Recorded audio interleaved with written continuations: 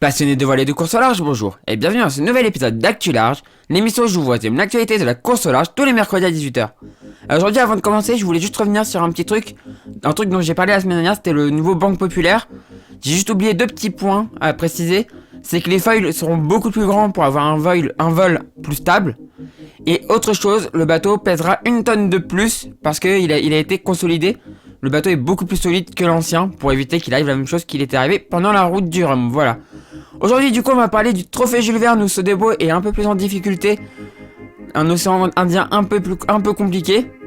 Dans un deuxième temps, on va parler du Vendée Globe où il n'y a pas eu d'abandon et ça c'est génial, ça fait plaisir que ça arrive. Dans un troisième temps, on va parler du Vendée Globe sur Virtual Regatta où la course est très serrée. Et dans un quatrième temps, on va parler du Vendée Globe sur Sayoway où la course est aussi assez serrée, voilà. Du coup, si vous n'êtes pas abonné à la chaîne, n'hésitez pas à vous abonner pour ne rien rater des prochaines vidéos. Et du coup, on commence maintenant.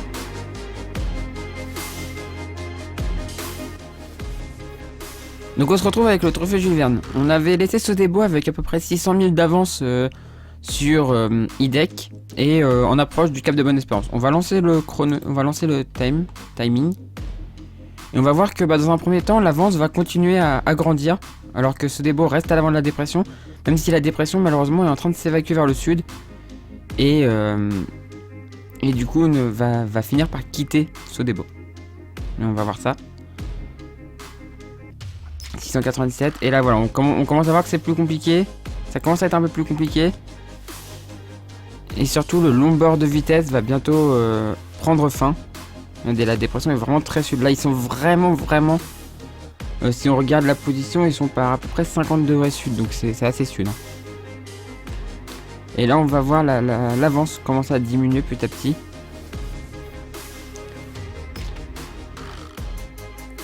Alors, bientôt. On voit déjà que voilà, la route est beaucoup moins pratique. Et là, ça commence à monter un peu. Ça commence à reprendre un peu de nord. Les conditions deviennent beaucoup moins bonnes. Et donc là, voilà, l'avance fond comme neige au soleil, 490 000. On va bientôt arriver au moment, à l'instant T. Et là, voilà, première manœuvre depuis un petit moment quand même. Hein, ça...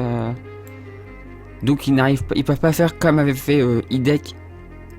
Ne faire aucune manœuvre. Et là, voilà, 299 000. L'avance fond vraiment vite. Parce que l'IDEC avait vraiment été très rapide. Mais il reste quand même dans un système dépressionnaire qui leur permet d'avancer vers les vallées de Kerguelen. Donc ça c'est un petit peu le lot de consolation, mais... Et voilà, on est à l'instant T. À l'instant T, il a 212 000 d'avance. Sodebo Ultime 3 a 212 000 d'avance sur IDEC Sport. Donc ça, en sachant que j'enregistre à 11h29. Donc voilà ce qu'on a actuellement. On a un IDEC qui allait plus vite à ce moment-là, qui était à 28,9 nœuds sur la VMG. Et Sodebo est à 27,6 sur la VMG. Donc ça continue, l'avance va continuer à diminuer. On n'a pas un océan Indien très simple.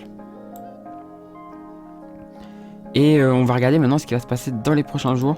Normalement, il devrait pouvoir continuer à jouer un peu avec la dépression, même si ça va continuer à se calmer. Cette dépression va continuer à perdre en intensité. Et ça sera des conditions maniables, mais pas des conditions de record, quoi. Si on peut le voir, hein. C'est pas forcément des conditions de record, là. Bon, il y a 20 nœuds. Il y a des endroits où il y a 20 nœuds, quoi, mais c'est pas des conditions qui vont permettre de faire des tout droits à pleine vitesse comme l'avait fait IDEC, quoi.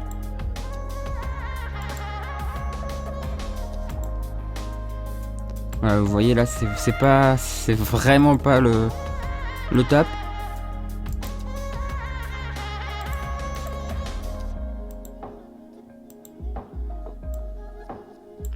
Voilà, ils sont en approche du coup des îles Cariennes, mais on regarde là, franchement. Là c'est le 12, donc aujourd'hui on est le... Ah, j'ai déjà oublié. On est le 9, oui c'est ça, le 9, donc dans 3 jours, à peu près. Ouais, s'il faut qu'ils arrivent à rester dans cette veine là en fait. Assez sud, dans cette veine devant. Et peut-être qu'il y a moyen. D'après Thomas Coville, ils arriveraient au sud de la Nouvelle-Zélande. Sûrement un petit peu en retard sur le record, mais pas autant que ça. Enfin, ils seraient quand même dans les temps. Et on sait qu'après la Nouvelle-Zélande, IDEC avait pas eu une trajectoire au top. Avait commencé à avoir quelques difficultés, il y avait eu quelques manœuvres et tout, donc on verra si ça le fait. Et après surtout, si on peut revenir dans l'Atlantique Sud, c'est l'idéal. Vraiment, parce que l'Atlantique Sud n'avait pas été parfait. Loin de là. Et si Sodebo arrive à avoir un bon Atlantique Sud, ça pourrait revenir. Voilà, donc du coup les conditions pour les prochains jours, on les a vues, hein, c'est des conditions pas forcément très clémentes, mais comme je vous ai dit, peut-être dans les temps du record ou un tout petit peu en retard au niveau de la Nouvelle-Zélande. Et avec un passage des îles Kerguelen, ils en sont à combien de milles actuellement? Au clac. Les Kerguelen sont distantes de 464 000. Donc ils vont passer juste normalement dans leur sud. Voilà. Bah du coup on a fini avec ce trophée Jules Verne. Maintenant on va passer au Vendée Globe. Donc on se retrouve pour le Vendée Globe. On se retrouve là où on s'était laissé. On avait Charlie qui commençait à faire route vers le nord pour éviter la grosse dépression. Enfin éviter le gros de la grosse dépression dans laquelle il est actuellement. Et on avait tout le paquet de tête ici. Avec quand même de la distance entre le premier, donc Charlie, et le dernier qui est Maxime Sorel, qui est quand même à 751 000 du premier. Mais c'est quand même un paquet assez compact avec des bateaux de différentes générations. Un non-foiler de génération 2008, encore un non-foiler de génération 2008, un autre ici. Là c'est du foiler de génération 2016. Là c'est 2016. Là c'est un foiler de génération 2008. Enfin, foiler amélioré. Enfin, non-foiler qui a été passé en foiler et qui a donc amélioration. La foiler de 2016, là c'est du foiler 9. Enfin, voilà, il y a pas mal, c'est assez hétéroclite. Il y a beaucoup de... C'est pas un groupe qui est homogène, quoi. C'est un groupe avec beaucoup de catégories de bateaux. Et ça rend ça très intéressant. On va lancer le tracker. Et donc on voit que tout le monde prend du nord, justement pour se préparer à cette méchante dépression. Et on verra même des bateaux derrière ralentir. On voit derrière Clarisse et Romain qui reviennent petit à petit. C'est plutôt cool pour eux. Et donc on voit Charlie qui garde son avance, 187 000. Avec un bureau valet qui fait quelques incursions des fois à la deuxième place, mais qui se fait repasser après. Là on va parler après des petits problèmes qu'il y a eu aussi. Bon, non, on va en parler tout de suite d'ailleurs. On va s'arrêter là. Alors, Bureau Valet a eu des problèmes aussi maintenant. Donc après ces problèmes de pilote, il a eu un problème de voile. Et Damien Seguin, lui, a eu des problèmes de pilote. C'est pour ça qu'ils sont un petit peu ralentis. Et surtout, là, tout ça, ça se ralentit aussi pour essayer d'éviter la grosse dépression qui arrive. Qu'on va voir apparaître là. Avec Charlie toujours en tête. Et vous voyez que derrière, ça ralentit comme pas permis. Là on voit les problèmes de voile de Louis Burton, donc qui lui font perdre quelques places, qui font passer à la 4ème place.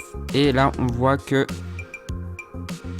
Charlie rentre dans le gros de la dépression qu'il a passé cette nuit, alors que derrière Thomas évite en partie le gros, mais vraiment le gros de la dépression. C'est Charlie qui prend le plus cher sur ce coup là. Et donc, on va en arriver à notre instant T. Bientôt. On en est là actuellement. Donc Charlie est passé derrière la dépression de la doublée. Il est en arrière, il va bientôt s'en sortir. Il va bientôt sortir de la dépression. Il a extrêmement bien géré son passage. 10,9 sur la VMG, il va pas très vite, mais c'est normal. Faut pas aller très vite dans ce genre de conditions. Mais voilà, il a extrêmement bien géré son passage de dépression, bravo à lui. Et derrière, c'est toujours assez serré. Il y a quand même Louis qui pas Louis, mais Thomas qui est un petit peu en avance. En deuxième position. Suivi par Bureau Valet, Louis Burton et tout ce groupe-là. Donc ça va se battre. Les conditions vont peut-être devenir un peu meilleures pour les foilers. Vu qu'on a vu sur les conditions mer pour Sodebo que ça allait se calmer un petit peu. Donc si ça se calme un petit peu, est-ce que la mer va peut-être s'aplatir un petit peu, ou la houle va peut-être s'allonger un peu. Si la houle s'allonge, les foilers pourraient s'en sortir beaucoup mieux. Derrière, on voit, comme je vous ai dit, hein, le groupe de Romain Attanasio, le petit binôme là, Romain Attanasio et Clarisse qui reviennent. Et ça fait plaisir, c'est-à-dire que ça va faire encore 2 bateaux en plus dans la bataille. Louis Burton est le plus sud de ce groupe quand même. Et là, on a eu une séparation de groupe. On a Armel Tripon qui a... On avait parlé de cette dépression là qui descendait de l'Afrique. Et on a eu Armel qui a dit moi je ne vais pas virer, je ne vais pas monter vers le nord et je vais foncer. Et il est en totale adéquation avec son bateau, il est en totale symbiose avec son bateau. Et il a réussi son coup parce que regardez, il a pris assez d'avance pour que normalement la dépression, quand il va la prendre, il se prenne pas trop de près. Et donc là c'est bien pour lui. Par contre les autres de derrière ont décidé de faire autrement. Et ça a bien réussi à Alan Roura qui a réussi à larguer un peu ses 2 petits compagnons là. Et donc on a derrière Time for Ocean, Stéphane Le Diraison avec bord à bord avec Arnaud sur la Micaline. Mais qui du coup eux sont montés pour passer derrière la dépression. En fait ils ont attendu que la dépression leur passe dessus et passer derrière et dans du vent portant. Éviter le près dans de la mer pour éviter de péter le bateau. C'est plutôt intelligent, c'est plutôt un bon sens marin. On a Manu qui est tout seul dans son coin mais qui pareil fait la même manœuvre pour essayer d'éviter la dépression. Derrière on a le petit groupe là qui est dans du vent assez faible, mais qui devrait potentiellement retoucher dans les prochaines heures. La petite bataille entre les 2 vieux bateaux, Didac Costa et Pip Har. Et derrière, on a un groupe de bateaux qui se bat. On a un petit groupe qui est en train de se reformer avec Fabrice Amedo qui est devant, suivi par Alexa Barrier, par Miranda Meron, par Clément Giraud, Kojiro Shiraishi, Sébastien Destremo et Harry Eusla, et enfin derrière Jeremy Bayou qui est en train de revenir. Donc bientôt, ça fait déjà plusieurs fois que je le dis, mais normalement je pense qu'au prochain Actu Large, Jeremy Bayou ne sera plus dernier. Je lui souhaite grandement. On va regarder la météo du coup maintenant pour chaque groupe. Pour ce groupe là, on va voir que la dépression sur laquelle ils sont en avant, comme beaucoup de dépressions malheureusement descend un peu vers le sud, mais va quand même leur permettre de passer normalement et d'aller passer le cap de Bonne-Espérance et donc d'échapper aux griffes de l'anticyclone qui les a bien emmerdés quand même. Et donc voilà, on voit qu'il y a du vent qui va leur permettre enfin de rejoindre l'océan Indien et qui devrait permettre normalement à Jeremy Bayou de passer devant, normalement. Parce que dans ce genre de conditions, normalement, il devrait pouvoir avoiner un petit peu, quoi. Donc voilà, on voit que maintenant, il y a un couloir de vent qui les mène tout droit dans l'océan Indien. Et donc là, on est le 11. Donc on va aller voir, le 11, le 12, voilà. On va aller voir jusqu'au 12. Donc voilà, ils ont un couloir de vent maintenant, tout ouvert, qui va s'ouvrir pour aller vers l'océan Indien. Maintenant, on va revenir sur les bateaux actuels. Alors, sur les bateaux ici, on va faire ceux-là d'ici, ceux d'ici. Donc, on va voir que la dépression sur laquelle eux sont là s'évacue pareil, mais assez rapidement vers le sud. L'objectif pour eux, ça va être de continuer à jouer sur ce système-là, ici, pour essayer de gagner dans l'est. Et on voit que Armel Tripon a bien réussi son pari quand même. Punaise. Et eux, l'objectif, ça va être, comme je disais, ils vont sortir bientôt du marasme. Mais ils vont surtout sortir du marasme grâce à cette dépression qui va arriver par derrière. Parce que même si là, il y a un petit peu de vent, il faut qu'ils arrivent à longer la zone des glaces. Il faut qu'ils longent la zone des glaces pour essayer de peut-être choper la queue de cette dépression. Ou alors de se faire rattraper par la dépression de derrière. Après, on a vu qu'il y avait un boulevard qui s'ouvrait.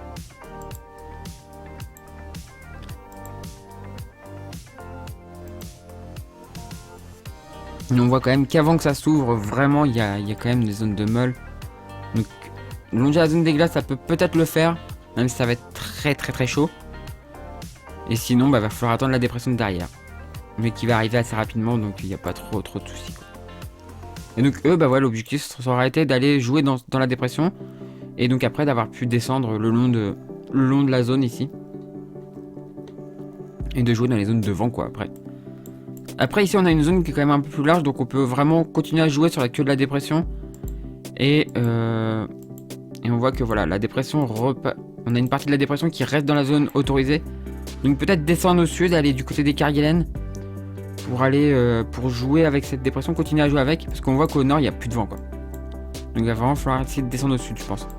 Que ce soit pour armer le tripon, que ce soit pour les foilers là, pour Manuel Cousin et tout ça. L'objectif je pense ça va vraiment être de descendre dans le sud. Là c'est le 11.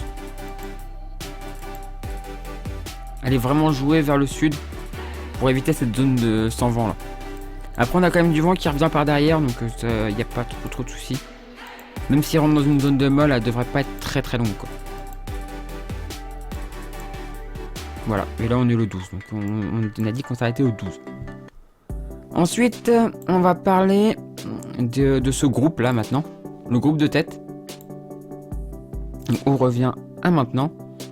Et donc pour ce groupe de tête, on va dézoomer un peu parce qu'on va prendre aussi le cas Clarisse Kremer et Romain Attanasio. Romain qui d'ailleurs prend un petit peu d'avance, il est à 1001,5 et Clarisse est à 1129, donc elle a quand même plus de 100 000 derrière. Mais bon, 100 000 elle est à 100 000 pour un tour du monde, c'est pas grand chose. Et donc on voit que bah, maintenant les conditions... Attends. 9, 12, voilà. Les conditions de mer, bah, la dépression qui les a un peu embêtés là va s'évacuer vers le sud. Et donc les conditions vont se calmer, tout doucement. Avec une toute petite dépression un peu secondaire là, mais qui est vraiment pas méchante.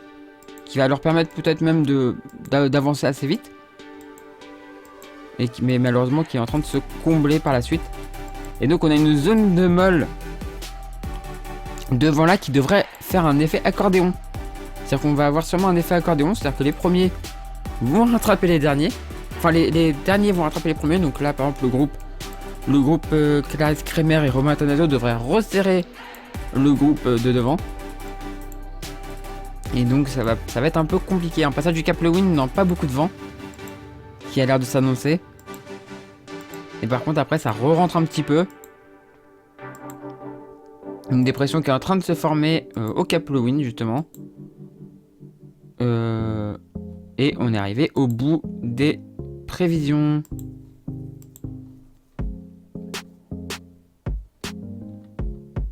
Ouais c'est ça, on arrive au bout des prévisions, la petite dépression qui se forme. Donc je pense que l'idée sera d'aller jouer avec cette dépression une fois qu'elle va avancer. Malheureusement on n'a pas de météo plus loin pour analyser.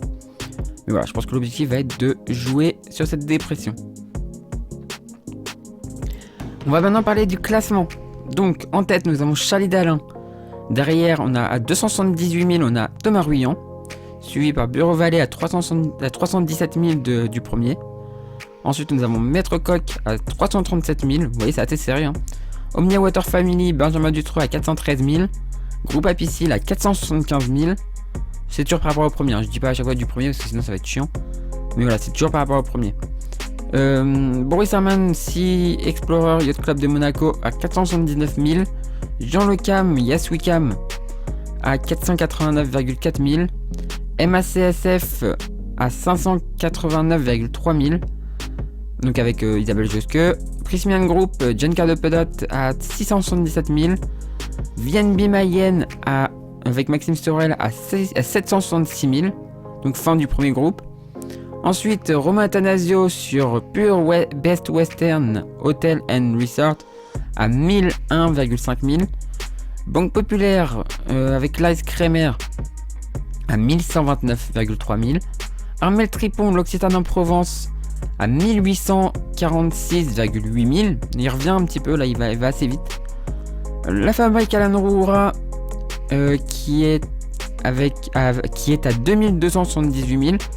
Qui a pris un petit peu d'avance du coup comme on a vu sur l'Amicaline Artisan Artipol Arnaud Boissière à 2375 000.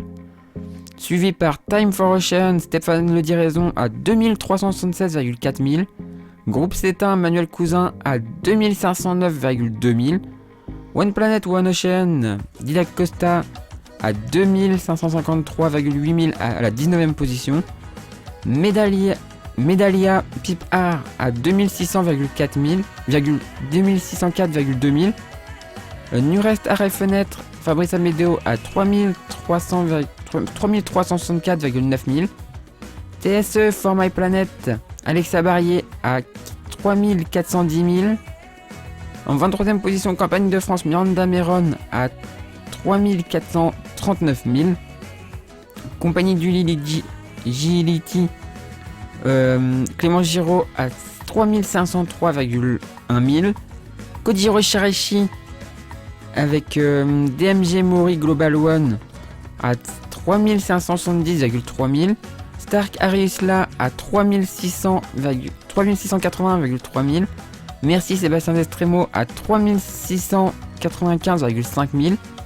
Charal Jérémy Bayou à 3815,3 000. Donc il y a 3815 000 entre le premier et le dernier. Voilà, donc on a une course passionnante vraiment à suivre. Et donc du coup on verra la suite de ce Vendée Globe dans quelques jours, dimanche prochain, dans Actu Large. Et maintenant on passe sur Virtual Regatta.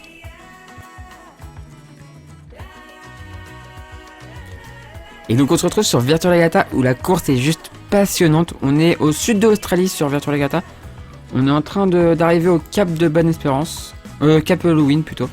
On arrive au cap Halloween, donc on est très en avance quand même sur les réels. On est en avant de la dépression, de la grosse dépression là. Qui va nous concerner au bout d'un moment quand même. Hein. Elle est en train de nous arriver dessus maintenant. Donc au classement, on va aller voir tout de suite les classements et après non, on va d'abord regarder le routage. Allez. On regarde d'abord les routages. Hop. Donc le routage, là c'est à peu près la même chose pour tout le monde. On va longer la ZEA, donc la zone d'exclusion antarctique. On va la longer pendant les prochains jours, c'est pas très compliqué là. C'est vitesse avec la dépression qui nous rattrape. Et on voit voilà le 12. Bah justement c'est samedi. Et donc voilà, après cette ZEA, par contre, après la limite de la ZEA, donc la sortie... après la limite de plate de la ZEA, on va commencer à redescendre. Toujours dans un vent plutôt bon, un vent relativement fort, mais on repassera en dessous des 20 nœuds, tiens, 18 nœuds 50. Mais on fera juste ça pour aller rejouer en limite de la ZEA et recommencer une série d'empannage, une petite série petite série d'empannage en limite de zone avant de se rééloigner et de venir la sucer de temps en temps quoi. On suce du glaçon de temps en temps avant de remonter et de partir, continuer à partir vers l'est quoi. Mais on joue toujours quand même en bordure de zone quand même, hein. On s'éloigne pas trop. Voilà. Mais la stratégie c'est pas compliqué là, tout de suite c'est pas compliqué, c'est vraiment ligne droite. Au moins jusqu'à samedi quoi. On voit que derrière ça, la flotte est très étalée quand même, hein. Il y en a qui n'ont pas encore passé le cap de Bonne-Espérance. Un peu comme en vrai quoi, il y a des bateaux qui sont pas encore au cap de Bonne-Espérance. On a un robot qui est là, qui arrive enfin au cap de Bonne-Espérance. Et voilà, vous voyez, on a un bateau ici là. En plus, qui a l'air encore de courir quoi, parce qu'il y a encore des changements de trajectoire et tout. Donc ouais, c'est qui ça? Un ami. Ouais. Donc voilà, il y a encore des coureurs par ici. Il y a encore des coureurs en course qui courent encore, qui sont encore dans l'Atlantique et qui devraient passer dans les prochains jours le cap de Bonne-Espérance. On leur souhaite en tout cas d'y arriver rapidement. Je t'en demandais c'est quoi ces RCAP après qu'ils ont laissé en mer comme ça. Et donc voilà pour l'étalement de la flotte. La flotte est autant étalée en fait en réel qu'en virtuel, donc ça change pas grand chose. Au classement maintenant, on va voir les classements parce que les classements sont très intéressants en ce moment. On va remettre juste en grand. Les classements sont très intéressants. Donc pour l'Occitane, moi je suis 74e. Et donc en tête c'est Fluo suivi de The Living Swan à 1,96 000 et John Bournet à 1,97 000. Donc ouais, c'est hyper serré. Ensuite, classement France. Gavib 69 TB5 en tête, suivi par Luxair France BSP MCES à 0,39 000 et Passetout à 0,95 000. Vous voyez, c'est très très serré quand même. Hein. Le classement monde, donc le classement général, 3VE, 3DA qui est en tête, suivi par Blue Panther à 0,75 000 et Gavib 69 TB5 à 0,92 000. On va maintenant faire le classement département Seine-Maritime. C'est Mac 2016 qui est en tête, suivi par Bio 76 à 0,97 000 et Escalba à 1,25 000. Moi je suis 44e et on va voir à combien de mille je suis, mais je crois que je suis pas très loin. À 8,34 000, c'est rien du tout, 8,34 000. Ensuite, classement ville. C'est Sentosa CNV ISF qui est en tête, suivi par moi à 6,2 000 et Jetnemo à 41,7 000. Après, je vais vous expliquer comment ça s'est passé pour doubler en fait. Je vais vous le montrer, mais après. Et donc, classement CVD. Daria, la chaîne YT en tête, suivi par Nashkit 1,53 000 derrière, il me lâche pas. Et Paul Park Avenue LC78 à 37 000. Autre petite satisfaction personnelle, je suis devant Yann, donc qui fait Twitch, Yann CTV, qui fait des lives version Yada sur Twitch. Je suis content d'être devant lui. Haha. Et puis voilà. Et du coup, en fait, ce qui s'est passé, c'est que il y a deux groupes en fait qui se sont formés. Il y a un groupe qui est parti plus au nord. Bon, on voit en fait la trajectoire de Yann. Et le groupe plus au sud, on voit que c'était quand même assez serré. Mais le groupe plus au sud a eu, même s'il avait un moins bon angle vent, il a un petit peu plus de vent. Donc du coup, il allait un peu plus vite. Et donc, il est resté un peu devant. Même si moi, hier, j'ai fait une incursion dans les 3000 premiers. Et là, actuellement, je suis 4421e. J'ai perdu un peu de place, mais bon, ça va. C'est pas dramatique, c'est pas un drame absolu, quoi. Et donc, on voit les bateaux de devant, là. Bio 76 et Mac 2016. Ça, c'est mes bateaux avec qui je me bats pour les classements départemental et de la ville. Et sinon, on voit le petit groupe de des trois premiers en vrai. Dans les prochains jours aussi, il y a un dernier truc il y aura un truc à faire. C'est choisir est-ce qu'on va aller jouer au classement du point Nemo, qui est en fait le point Nemo qui est ici. Et donc en fait, si tu veux jouer le classement point Nemo, faut que tu passes dans ce point là en fait, faut que tu passes ici. Sauf que du coup ça te fait monter vachement nord. Moi personnellement, je le dis honnêtement, je ne le ferai pas. Je ne vais pas le faire. Mais si vous jouez à Virtua Regatta, vous pouvez essayer pour essayer d'avoir pour essayer de gagner une montre, je crois, c'est une montre à gagner. Donc voilà, mais du coup ça va vous faire perdre énormément de place. Donc à vous de voir si vous le faites ou pas. Mais moi personnellement, je ne le ferai pas. À part si le routage me dit de passer dedans, mais on verra. Et bah du coup maintenant on va passer à Sayoway. Et donc on se retrouve sur Sayoway où ça fait de la stratégie là. On voit, nous on est au sud de l'Australie. On est en train d'arriver presque au niveau de la Tasmanie, donc on va bientôt rentrer dans le Pacifique. On voit que ça a fait de la stratégie. Alors après il y a de la stratégie et il y a aussi des choix personnels. Moi par exemple le choix d'avoir empanné ici c'est un choix personnel parce que sinon il fallait descendre dans les 60e. Moi je ne veux pas descendre dans les 60e. Donc du coup j'ai empanné pour repartir vers le nord. Et avec un angle à 140 degrés à 143, 140 degrés du vent à peu près. Et on voit qu'en ce moment ça souffle, hein, il y a 33 nœuds, 32 nœuds neufs. Ça souffle bien comme il faut. Mais c'est pas ça qui nous intéresse le plus actuellement. Si vous voulez voir ce qui se passe sur le Vendée Globe sur Sayoway tous les jours, bah c'est 2 à 3 vidéos par jour sur le Vendée Globe sur Sayoway. Vous pouvez aller voir la série. Et donc voilà, les stratégies maintenant. Il y a ceux qui continuent au sud et il y en a qui ont déjà empanné. Alors il y en a qui sont quand même descendus les 60e et qui empannent. Je sais pas si c'est parce qu'ils ont vu un bateau empanner en premier. J'ai été un des premiers à empanner moi. Je crois qu'on était deux, je crois. 2 ou 3 à avoir déjà empanné. Quand j'ai empanné, je crois qu'ils étaient 2 à avoir empanné, je crois. Il me semble. Et voilà, du coup maintenant la stratégie. On va aller voir la stratégie et après on regardera le classement. La stratégie. Ça va être de remonter un peu vers le nord.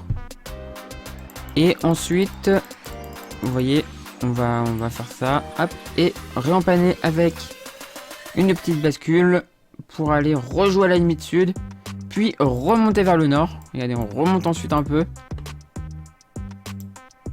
toujours en limite, à jouer avec les systèmes, avec des vents un peu de travers, et surtout passer entre les petites bulles sans vent. Et ouais, c'est le risque. En fait, c'est le risque quand on descend aussi sud, c'est que les dépressions sont déjà en train de mourir, quoi. Donc, c'est pour ça que je descends pas à plus de 60. Parce que les dépressions, en fait, meurent à 60 degrés. Commencent à mourir et il y a un risque de se faire coincer. C'est pas parce que tu réduis à fond ta distance que tu vas forcément être devant, quoi. Et donc, voilà l'idée après. Voilà, passage entre les bulles, enfin. Une petite zone un peu molle et on reprend une dépression derrière. Bim. Enfin, voilà. Voilà la stratégie. Donc, moi, ça, c'est ma stratégie. On remonte au nord. Ceux qui sont plus au sud, bah, vont juste. En fait, actuellement, on va revoir. Voilà. Ils descendent juste là et ensuite ils vont réempanner aussi parce que derrière il n'y a pas de vent en fait. Derrière il y a des zones de molle qui approchent. Derrière en fait il y a des grosses zones de molle qui approchent, donc ils vont réempanner par la suite. Et vont repasser du côté des... Je pense au-dessus du 60e parallèle. Voilà, voilà ce qui va se passer pour la suite. Au classement actuel, alors le classement actuel il veut pas dire grand chose. Vous voyez par exemple moi je vais être très loin parce que bah, je suis sur une autre option.